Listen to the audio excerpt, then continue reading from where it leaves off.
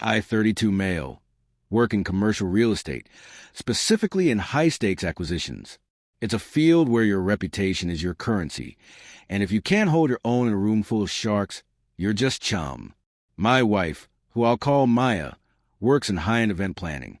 We've been married for 3 years, together for 5. I'm the kind of guy who believes in loyalty and privacy. I don't air dirty laundry. I don't play jealousy games. And I certainly don't humiliate the people I love in public. I thought Maya was on the same page. I was wrong. The night everything fell apart started like any other obligation. My firm was sponsoring a major charity gala at one of the biggest hotels in the city. It was a black tie affair, meaning expensive champagne, forced laughter, and people sizing each other up by the color of their suits. Maya looked stunning. I won't deny that. I was proud to have her on my arm. But the moment we walked into that ballroom, her energy shifted. She wasn't there as my partner. She was on a hunt. She has this way of scanning a room that used to impress me. But that night, it just felt predatory. She spotted a man across the room almost immediately. Let's call him the investor.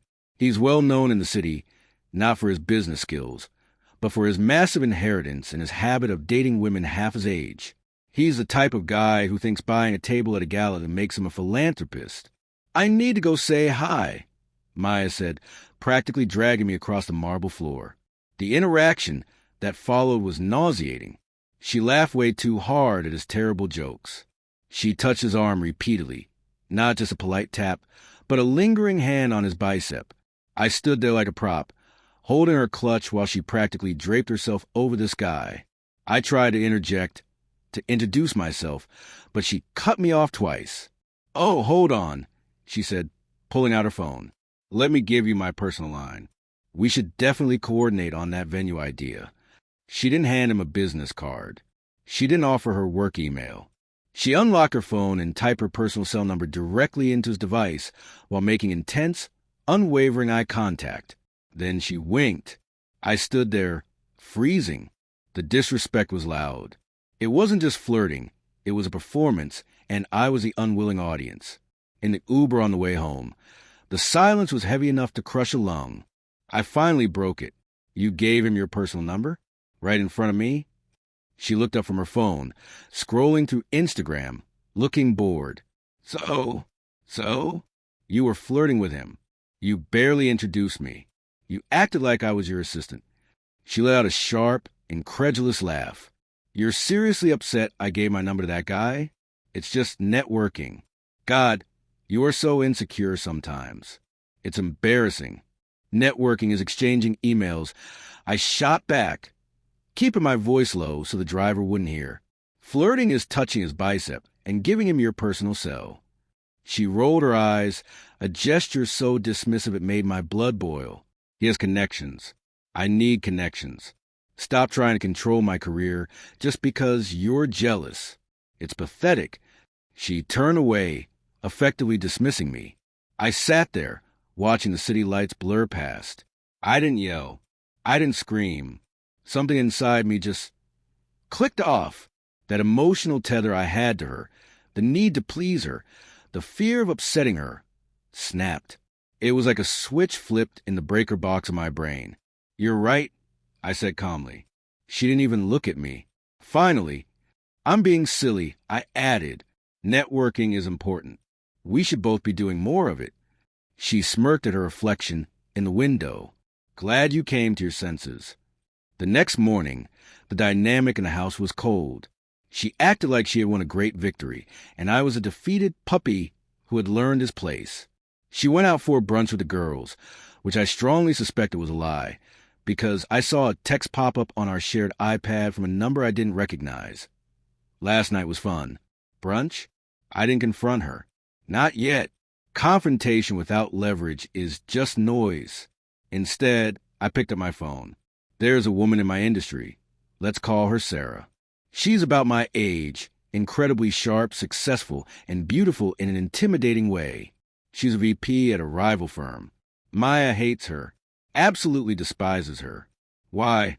Because 2 years ago, Sarah politely declined to hire Maya's agency for a corporate retreat, citing lack of professionalism after Maya missed a deadline. Maya has held a grudge ever since, frequently referring to Sarah with every derogatory name in the book. I have always kept Sarah at arm's length to keep the peace at home, despite knowing she's a brilliant operator. I sent a text. Hey, Sarah, I know it's been a while. I have some ideas regarding that downtown acquisition you were looking at. Also, I'd love to pick your brain about career trajectories. Dinner? My treat. She replied within 3 minutes. I'd love to. Tonight? Tonight works perfectly, I typed. When Maya came home from her brunch at 4 p.m., smelling faintly of men's cologne that wasn't mine, she barely acknowledged me. I'm going out tonight, I said, leaning against the kitchen island. Okay, she said dismissively, pouring herself water. Don't expect me to wait up. I have a headache. No problem. Just networking. I put on my best suit, the Navy custom fit, one she claims makes me look too corporate. I wore the watch she bought me. I looked good, better than I had in months. I met Sarah at a restaurant that Maya has been dying to get a reservation at for 6 months. It's the kind of place where you have to know someone to get a table on a Saturday. Sarah knew the owner. We sat by the window. We didn't just talk business. We laughed. We drank expensive wine. It was genuinely a good time. I wasn't cheating. I'm not her, but the optics were nuclear. Midway through the main course, Sarah's friend walked by, a high society influencer type who knows everyone. Oh my God, you two look so intense, the friend laughed. Let me get a picture for the story. Sarah smiled. I smiled. The flash went off. I checked my phone under the table 10 minutes later. The friend had tagged me. The caption read, "Power moves happening at restaurant name with these two faves." The bait was in the water. 15 minutes later, my phone vibrated. Then it vibrated again. Then it started buzzing continuously. Maya, where are you? Maya, who is that? Maya, are you with her? Maya, pick up the phone. Maya, I'm literally shaking. How could you? I silenced the phone and ordered dessert. When I got home 2 hours later, the lights were all on. Maya was standing in the living room, pacing. She looked like a predator that had been cornered. You went to dinner with her? She shrieked before I even closed the door. In our city? Where everyone could see. It was just networking, I said, hanging up my coat. My voice was level, calm. Don't give me that crap. She threw a throw pillow at the sofa. She's my enemy. She humiliated me. And you took her to my restaurant. She has connections. I repeated her words from the Uber verbatim. I need connections. You told me to stop being insecure. This is different, she screamed, closing the distance between us, her finger in my face. You did this to hurt me. You did this to be a spiteful little. I did it, I interrupted, because I realized you were right. I've been limiting myself. My network needed an update. She stared at me, her chest heaving. Then the mask slipped. The entitlement came pouring out. You were going to delete that tag right now, she hissed. You were going to text her and tell her it was a mistake. And then you are going to apologize to me for humiliating me in front of my friends. I looked her dead in the eye. No. Her jaw literally dropped. I don't think I had said no to her regarding a social demand in our entire marriage. Excuse me, she whispered, the volume dropping to that dangerous, quiet level she used when she wanted to terrify me. I said no. I'm not deleting it. It's a business dinner. It looks good for my career. She let out a sound of pure frustration, grabbing her hair. You are deliberately trying to ruin my reputation. My friend sent me that photo asking if we split up. Do you know how that looks? Probably similar to how it looked when you gave your number to the investor while holding my hand. I replied, that is not the same, she yelled. He can help my career. She's a snake. Actually, I said, walking past her to the kitchen to get water, she's very pleasant, and she made a good point about asset allocation. That was the trigger. She followed me into the kitchen, her face twisted. You are going to sleep on the couch, she commanded. And tomorrow you're going to fix this, or we have a serious problem. I'm sleeping in my bed. I said, if you have a problem, the guest room is open. I went upstairs, brushed my teeth, and got into bed. She didn't come up. I heard her on the phone downstairs, her voice frantic, spinning a narrative to whoever would listen. I knew what she was doing. She was setting the stage, painting herself as a victim. The next few days were a war of attrition. She adopted a scorched earth policy. She stopped buying groceries.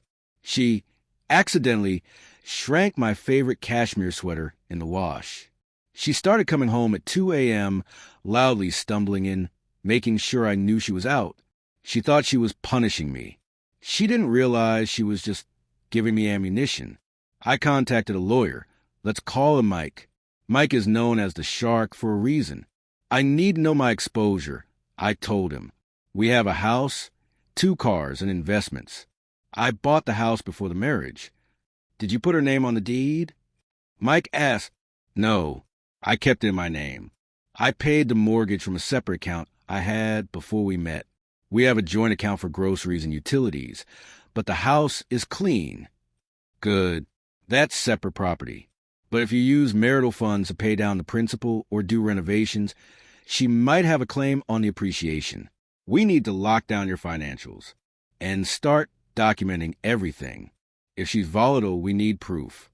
I spent the next week gathering documents. Tax returns, bank statements, the deed. I took photos of everything in the house. Meanwhile, Maya ramped up. She demanded I pay for a girls' trip to Cabo to make up for my behavior. The cost was $5,000. I can't do that, I said. You have the money. I see your bonus checks, she sneered. If you don't pay for this, I'm going to tell everyone about your little problem in the bedroom. I don't have a problem in the bedroom. But that's the thing about entitlement. They don't need truth. They just need a weapon. Go ahead, I said. Tell them. She glared at me, realizing her threats were bouncing off. She needed to escalate. On a Tuesday night, I came home to find the locks changed. My key wouldn't turn. I rang the doorbell. Nothing.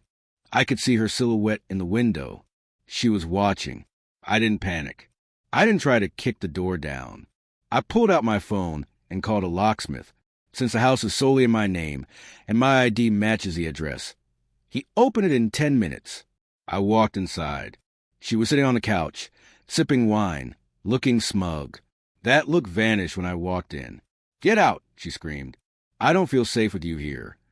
This is my house, I said. If you don't feel safe, you are free to leave. I'm calling the police. She grabbed her phone. I'm going to tell them you broke in and threatened me.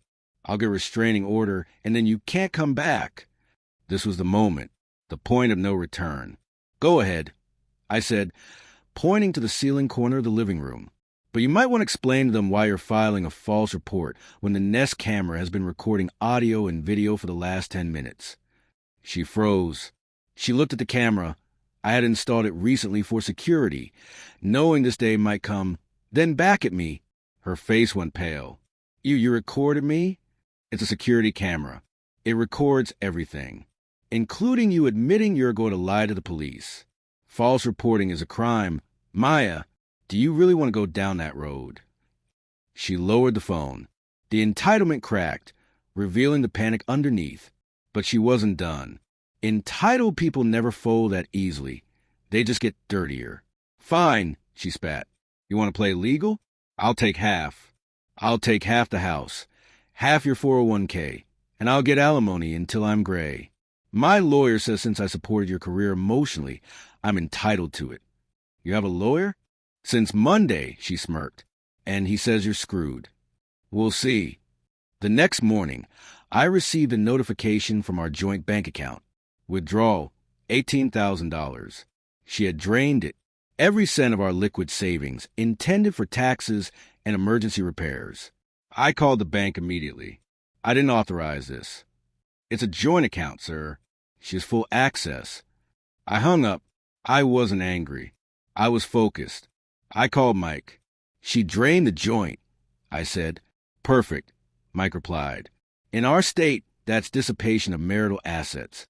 If she spends it or moves it to a hidden account, the judge will deduct it from her share of the final settlement.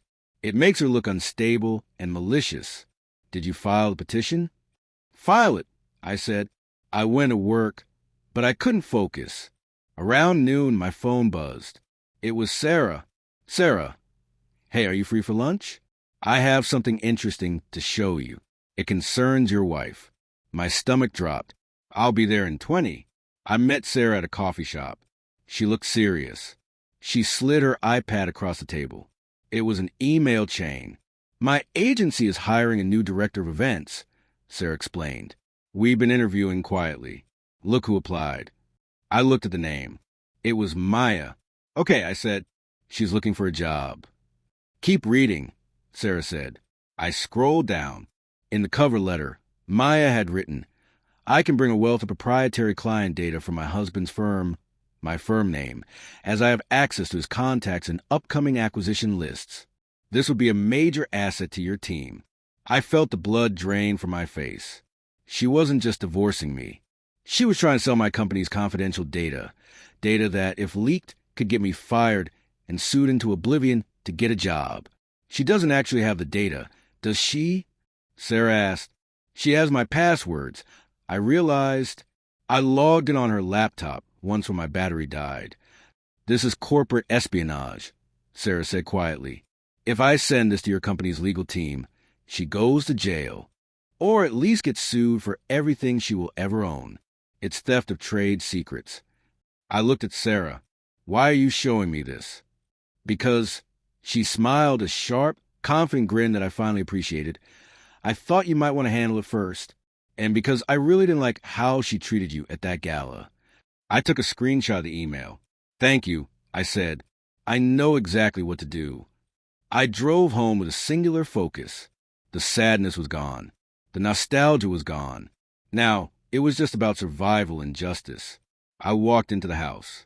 Maya was there, packing boxes, not hers, but mine. She was putting my clothes into garbage bags. What are you doing? I asked. I told you, she said, not looking up. I want you out. My lawyer is filing an emergency motion for exclusive possession of the home. On what grounds? Emotional abuse, she said lightly, as if ordering a latte. I told him you're intimidating me. I sat down at the kitchen table and placed my phone in the center. Sit down, I said. I'm busy. Sit down, or I forward an email to my company's general counsel and the FBI. She stopped. The bag dropped from her hand. She walked over slowly and sat down. What are you talking about? I pulled up the screenshot of her application to Sarah's company. I zoomed in on the paragraph where she offered to sell my client list. I pointed, this is a felony. It's theft of trade secrets. And since you use our home Wi-Fi to send it, and the metadata will trace back to your laptop, there is no denying it. Her face went gray. I was just fluffing my resume. I wouldn't actually do it. It doesn't matter. The offer alone is actionable. And Sarah? She's the one who received it. She looked like she was going to be sick. She gave this to you? We're networking. I said coldly. What do you want? She whispered. Here is what is going to happen. You are going to stop packing my things. You are going to pack your things. You will leave this house tonight. I can't. I have nowhere to go. Go to the investor's house. I'm sure he has a guest room. He stopped replying to me, she muttered, looking down. Shocking, I said. Here are the terms. We are filing for an uncontested divorce. You get zero alimony. You get zero equity in the house because it's separate property and I can prove it. You return the $18,000 you took from the joint account immediately. If you do all of that, I won't send this email to my boss. That's not fair, she cried, tears finally spilling over. I gave you the best years of my life. You can't leave me with nothing. You tried to sell my career for a job title. I slammed my hand on the table. You tried to file a false police report on me. You tried to steal my house. You don't get fair. You get mercy. And this is me being merciful. She tried to negotiate. She tried to cry. She tried to seduce me. It was pathetic to watch. I just kept tapping the send button on my screen, hovering my finger over it. Okay, she screamed. Okay, I'll go. She left that night with 2 suitcases. She moved in with her mother. But the story didn't end there. Entitled people, when cornered, will agree to anything to escape and then try to stab you in the back later. I knew she would try to backtrack on the deal once she talked to her lawyer. So I kept the pressure on. I met with Mike the next day. We drafted the settlement agreement immediately. This is incredibly one-sided, Mike said, looking at the terms. If she signs this, she's waiving everything. She'll sign it, I said. 2 days later, her lawyer called mine. They wanted to renegotiate. They claimed she signed under duress. They wanted $50,000 in the car. I told Mike, tell them to check her email inbox. I had Sarah send a formal rejection letter to Maya regarding her job application. The letter was standard corporate speak, but it included one specific line. Additionally, we take data privacy very seriously and have noted the concerning offer of proprietary data in your application. We have flagged this internally. It was a warning shot. Maya called me 10 minutes later. You told her to send that, she screamed. I didn't tell her anything. She runs a compliant business. Sign the papers, or the next letter comes from my company's legal department. She signed the papers the next morning. The divorce process took time. Courts are slow, but the separation agreement was binding. I kept the house. I kept my retirement. I kept my dog.